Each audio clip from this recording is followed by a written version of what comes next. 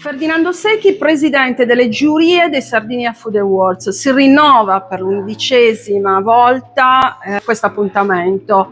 Com'è stata l'esperienza di quest'anno? Intanto è per me l'11ª edizione, quindi sono onorato di rappresentare tutti i presidenti delle giurie. È stato fatto quest'anno per la prima volta un briefing sui prodotti che sono arrivati e devo dire che i presidenti di giuria hanno espresso un parere altamente positivo, sia perché abbiamo ricevuto nuove aziende e sia perché la qualità che arriva ai Sardinia Food Awards è sempre molto elevata. Grazie al vostro lavoro riuscite a valorizzare ancora di più queste aziende che decidono di partecipare e ricevono una grande visibilità grazie a questa manifestazione.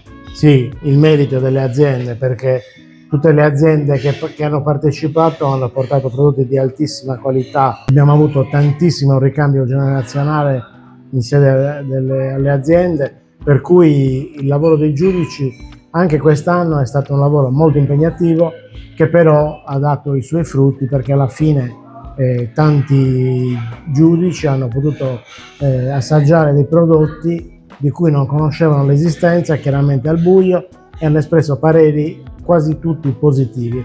Poi ci sono stati anche alcuni prodotti che non hanno superato i test qualitativi, per cui però il 99% delle aziende che hanno presentato i prodotti quest'anno hanno fatto un lavoro eccezionale, per cui mi sento anche per quest'anno di esprimere un parere molto positivo su questa manifestazione.